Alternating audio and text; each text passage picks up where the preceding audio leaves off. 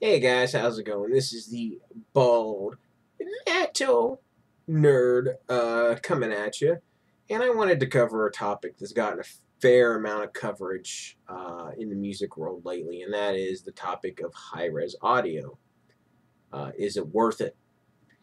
Now, when I first heard about high-res audio, I was really excited at the prospect. Neil Young and the Pano, his Pano initiative, they've been selling it as rediscover the soul of music or some other such marketing buzzword speak, right? And I was like, man, this is and it can. They were saying, man, this is gonna blow away anything you've ever heard. This sound quality is just gonna rock your whole world. It's like that's great, wonderful. Let's hear some of this stuff, right? So I started to research it a little bit. I was like, well, how can I hear some of this stuff for free? I didn't want to, start spending money right off the bat unless I knew there was some sort of benefit to it. So what I did is I looked around and I got some free tracks from a place called Blue Coast Music, and I also heard about a guy named Mark Waldrop, who's apparently well known in recording circles. He runs a small audiophile geared label. And I got the credentials to log on to their FTP site where they have a bunch of free songs you can download in basically the high resolution, like 192.24 format, as well as standard CD quality, which is 16-bit 44.1, right? So I started downloading the stuff, and I installed FooBar and the ABX comparator tool on it, and I started doing testing. And at first, I'm able to tell the difference on every track. Now, I didn't think one track sounded significantly better than the other one. It didn't, quote, rock my world like kind of I had hoped it would. But I could tell a difference between the two pretty reliably, and I was like, man, I can't believe I am getting this, because they did sound pretty close to each other as far as quality goes, but I could tell which one was which almost all the time, and I was like, that's odd. So what I did then, instead of ABXing them, is I listened to each one individually, and that's kind of when I noticed the volume was slightly different. I think the volume was very, very slightly higher on the high res one. And if you guys know anything, if you've heard of this, there's an effect that if even an increase as small as 1 decibel in loudness, you will perceive that as better, which unfortunately explains the loudness wars, but we'll get into that some other time. You'll perceive it as better. Even if it's, so it's like, well, that's not right. So what I did then is I redid the test, did, some volume normalization, and I also down converted the files to lower bit rates. You know, I kept the original high res format, obviously, but I down converted to like 320 KBS, kilobits per second MP3s.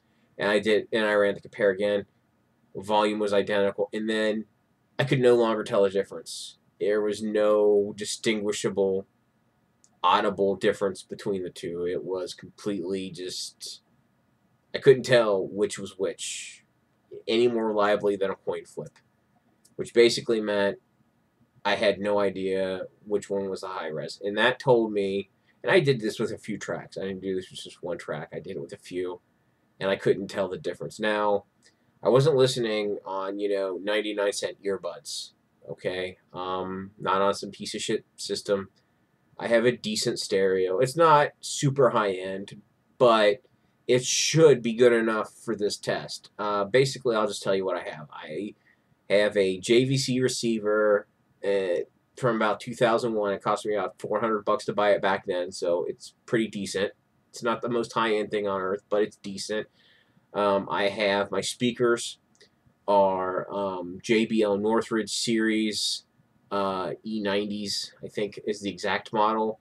They cost, when they were new, they cost $800 each. So I'm sorry, not 800. I'm my mistake. 800 for the pair, 400 each. I got the pair for 400 because they were on sale. They were like the last pair. Floor model. I bought them. They sound phenomenal, by the way. Love the sound of those speakers. And I have a fairly decent DAC in my computer. Um, hooked up with a decent audio cable into the receiver, and that's how I was, testing. And I couldn't hear the difference, just no matter what I did, no matter how hard I tried, no matter how hard I strained to hear a difference, I couldn't. And that told me right there, I'm going to save my money. I'm not going to buy new equipment. It's not happening, because what the problem with the sound of music isn't bit rate or whatever. And the CD spec wasn't invented by accident. They didn't pick the specs for CDs just out of thin air. They picked it due to the limits of human hearing, due to the Nyquist theorem and some other things for sampling rate and all that stuff. So if somebody tells you you need to buy this high bit rate file, you need new hardware, yada, yada, yada, they're just trying to get all your cash. High bit rate has its place in production, absolutely. So they have plenty of headroom for mixing and all that, so they don't quash the sound. But for playback, anything above CD quality is unnecessary. It just is. I'm sorry. I'm sure some audiophiles out there are going to be like, you're stupid. You can't hear it. I can hear the difference. If you can hear the difference, good for you. I read an article that had an interesting analogy. This man was talking about his wife. For many years, she drank like cheap coffee, like Folgers or whatever, right? And he liked more expensive coffee. And at first, when she drank the expensive coffee, she couldn't tell the difference between the Folgers and the expensive coffee. And then over a period of time, as she became more acclimated to the expensive coffee, she wouldn't drink Folgers anymore because she's like, oh, it tastes like crap now. And somebody said, even if in an ABX test, because they were trying to say, these ABX tests aren't valid, because there have been lots of ABX tests that have borne out that high res audio is basically inaudible. This guy was saying, well, if you live with high res audio long enough, you'll become more accustomed to it and not prefer it over standard res audio instead of just doing an ABX test, just like my wife did with the coffee. To me, that's hilarious, because the reason I say that is, I'm not a coffee snob. I drink pretty much whatever coffee is around. But you can tell from looking at me, I like cheeseburgers. Not going to deny it. If I get a fast food cheeseburger, like, McDonald's, Burger King, whatever. McDonald's is the bottom of the barrel, but that's neither here nor there. If I eat a McDonald's cheeseburger, right, I know what it tastes like. It's semi-acceptable, but in no universe would I actually call it good. Okay? Now, if I make my own burger on the grill and make it well, and, I don't screw it up, it's awesome. It tastes wonderful. There is a huge difference, right? It's not subtle. There's a big difference.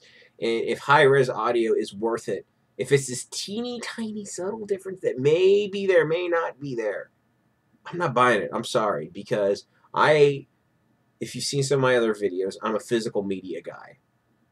And obviously what they're selling in this modern age are downloads. There will never be a new physical media that's going to take off after CD. Yes, they attempted it with Super Audio CD and DVD audio, and those were dead on arrival. And they're not, as far as physical formats, CD's the end of the road. And I've got to be honest, if they ever stop selling CDs, I will probably just not buy new music anymore. Because why would I pay for files? Let's be honest, I can get them for free on the internet. It's like air. I'm not going to pay for air. any more than I'm going to pay for files on the internet. I'm just not doing it. So anyway, that pretty much wraps up my thought on this. I'm going to link a bunch of stuff in the video description that talks about these topics.